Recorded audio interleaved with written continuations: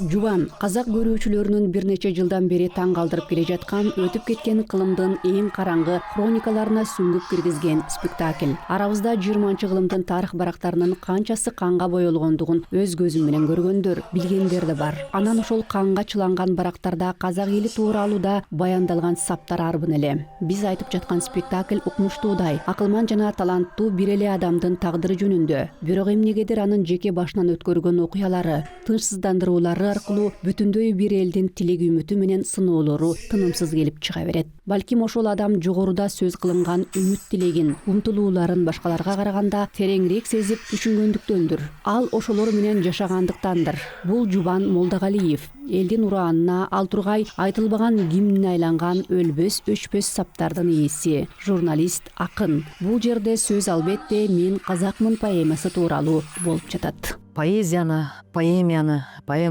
Поэманы өзгөчө «Мен казакмын» поэмасын жөн эле жеткирүү мүмкүн эмес. Ошондуктан биз аны 5 айындагы окуясынын картинасы менен көркөмдөп айкалыштырабыз. Мен спектаклдеги пластикалык чечимдер тууралуу айтып жатканымда, силер ачарчылык мезгилин, улуу ата мекендик согуштун мезгилин жана 5 айынын окуясын көрөсүңөр деп келем. Мына ошол 3 мезгилдин баары пластика, перформанс аркылуу чечилишип, анан ага поэзия жана согуш атмосферасы кошулат. Анын баарын куралсыз, ошол мезгилдин айкын атрибутикаларысыз, реквизиттерисиз, жасалгаларысыз көрө аласыз. Бирок ошол убакытты, атмосфераны сезесиз. Менимче Жубан чыгармасын коюу ошонусу менен өзгөчөлөнүп турат. Атмосферасын сезесиз.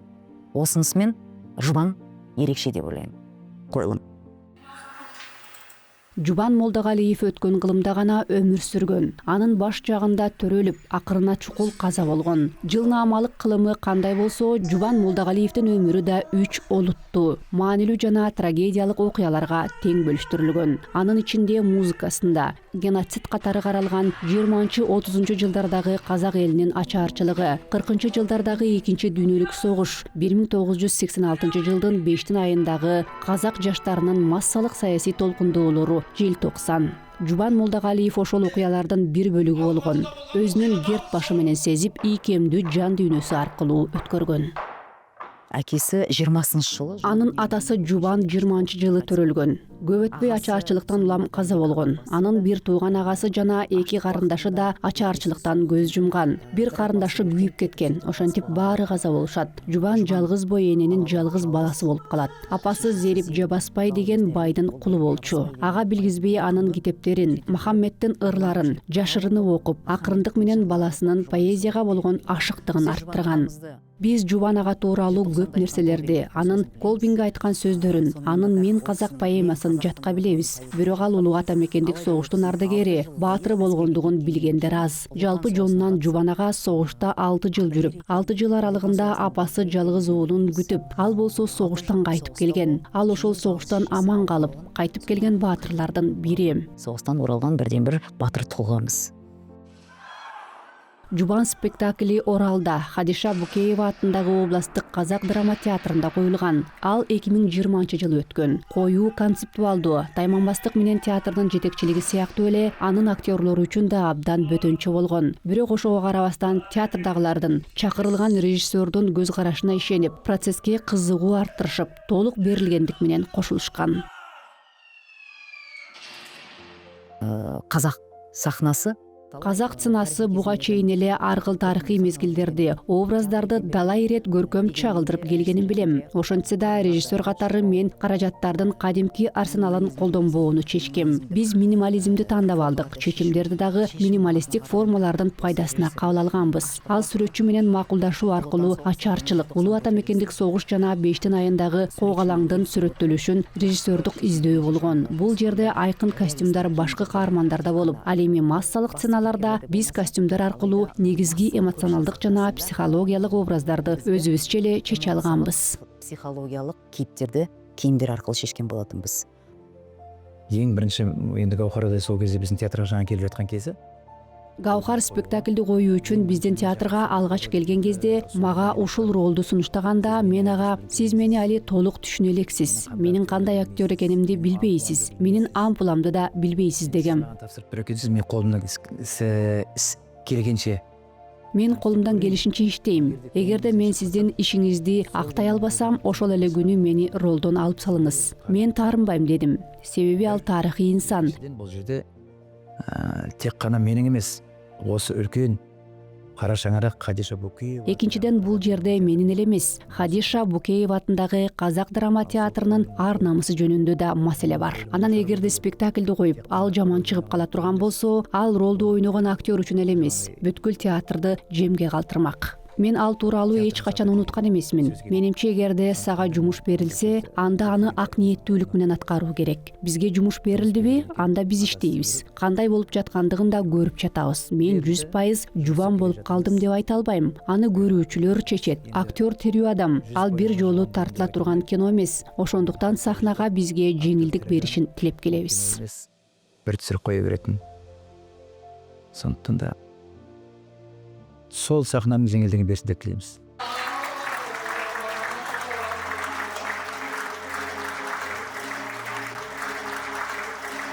Осы ер тоқымды әкесі мінгізе алмаса да, Атасы баласын ээрге олтургуза албаса да, эл аны унуткан жок. Жубан рухун унуткан жок. Ушул демилге менен биз Казак театрында биринчи сценография жолу ээр сыяктуу гипер элементти сахнага алып чыгып жатабыз. сахнаға алып келіп отырмыз. 4-6 метрлік ер тоқым. Спектаклдин аягында жубан 4 метрлик ээрде отурат. Ээр эмнени билдирет? Ээри жок жайда ат менен алыска кете албайсың. Ат чабышка да катыша албайсың. Ээри мыкты адам гана узак жолду басып өтөт. Атты мине алат. Демек, жубандын ээри бекем. Ал эми анын руху түбөлүктүү экендигин баса белгилеп, спектаклдин аягында жубанды ээр түрүндө декорацияга олтургузабыз. Мына ушундай чечимдер болгон. Спектаклдин соңында жубанды ер тоқымның декорациясынын үстүнө отургузабыз. Осындай бір шешімдер бар.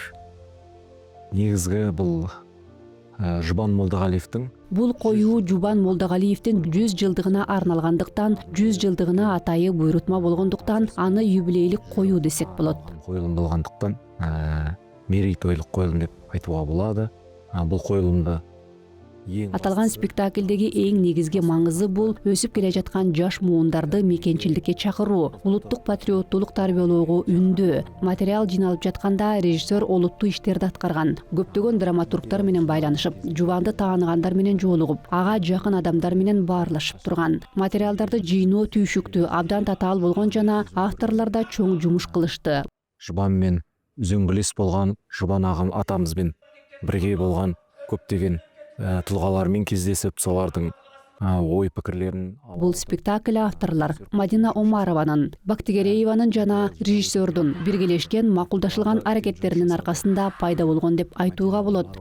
Ақштау апамыз бір-бірімен сол авторлардың және режиссердің көптеген изденісінің арқасында Материалды дароо таап, аны сахнага коюу өтө кыйын. Ошондуктан бул режиссер менен автордун биргелешкен талкуусунун натыйжасында жаралган ийгиликтүү чыгармалардын бири десек туура болот. Арасындағы ақылдасып отырып шыққан қойылымның, сәтті шыққан қойылымның бірі деп айтуымызға болады.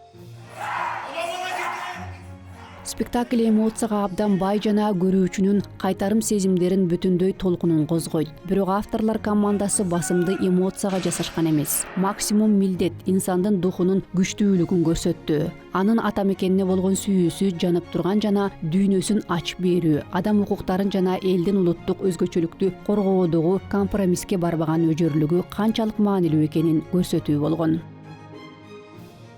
Енді жаңа айтып өткендей, бұл мен қазақпын деп негізгі бұл қойылымның методы ғой. Мен қазақпын деп. Жогоруда айтылып кеткендей, бул чыгарма мен казакмын деп даңазалап ырдаган акынга арналгандыктан спектаклдин туу чокусу 1986 жылдагы окуялар менен аяктайт. Шегі, кульминациясы дейді ғой. Бұл 86 жылғы окуяга мен аякталады. Ар бир спектаклдин акырында 86 жылдагы ошол окуялар ар бир көрүүчүнүн көз алдынан өтүп, алардын жүрөгүнө чейин жетип, окуяга әр көрерменнің көз алдына келеді-ау, әр көрерменнің жүрегіне барады-ау, әр көрүүчүлөр 86 жылы мекен үчүн күрөшкөн улан кыздардын жаш жүрөктөрүнүн учкунун көрүп турат деп ойлойм. Спектаклдин туу чокусунда жаш жүректерінің бір ұшқынын көрет деп ойлаймын осы қойылымнан. Шарықтау шегінде қойылымнан. Спектаклдеги көрүнүктүү учуру жана Жубан Молдогалиев кандай адам болгондугунун жаркын иллюстрациясы. Анын 86-жылдын каргашалуу 5 айында жазуучулар союзунда болгон чогулушта сүйлөгөн сөзү. Ал ошол жерде Москва тарабынан Казак Республикасын башкаруу үчүн жөнөтүлгөн Геннадий Колбинге түздөн-түз кайрылган. Анын дайындалышы Борбордун саясатына нааразы болгон, казак жаштарынын көчөгө чыгуусуна түздөн-түз түрткү болгон. Бирок көтөрүлүш мукаачылык менен басылып, ондогон жаштар курман болгон. Жүздөгөн адамдар жарадар болушуп, миңдеген адамдар түрмөгө камалып, 10 миңдеген адамдардын тагдыры талкаланган. Мына ошол кандуу көрүнүштө жергиликтүү элита үн каткан жок. Бирок Жубан Молдогалиев ант алган эмес. Анын үнү дээрлик жалгыз калган. Бирок ачуу жана айыптоо менен чыккан. Москва дайындаган адамдын жүзүнө тике карап, казактардын улуттук өзгөчөлүгүн басуу процессин жана түпкүлүктүү элдин тили менен маданиятын басмырлоону токтотуу зарылчылыгы жөнүндө айткан. Оны айтуу үчүн үлкен жүрөк керек. Андай болуу үчүн жүрөк болушу керек эле. Андай сөздөрдү айтуу үчүн патриот болуп, өз элин өзүнүн жанындай көргөн, элин, жерин, мекенин жан дили менен сүйгөн, өз элинин жана мамлекетинин келечегин ойлогон инсан гана андайларды айта алмак. Улутунун болашагын, элинин болашагы үчүн тек гана сондай адамдар сөйлөй алат. Жубан Молдогалиевдин жүрөгү чындап эле чоң жана камкор болгон. Албетте андай жүрөк тынчсызданууларга туруштук бере алган эмес. Арадан бир аз убакыт өткөндөн кийин анын жүрөгү туруштук бере албай калган. Республика эгемендүүлүк статусун алганга бир аз гана калганда акын каза болот. Анын кыялдары ал жок ишке ашты. Бирок анын атуулук, кайраттуулугу, таланттуу чыгармачылыгы элдин эсинде калды. Эл да аны жакшы көрдү. Көчөлөр, китепканалар, мектептер Жубан Молдогалиевдин ысымын алып жүрөт. Эми Жубандын образы театр сахнасында ишке ашты. Биринчи жолу ишке ашты. Бирок дароо эле мыкты, күтүүсүз, дээрлик авангарддык формада аткарылды. Жубан атамызда бертинкеле көзү көргөн кишилер әлі күнгө дейин бар. Жубан Молдогалиевди жеке өздөрү көргөн адамдар али да бар. Теледе Жубан ага тууралуу даректүү тасма дагы турат. Сериалдар бар.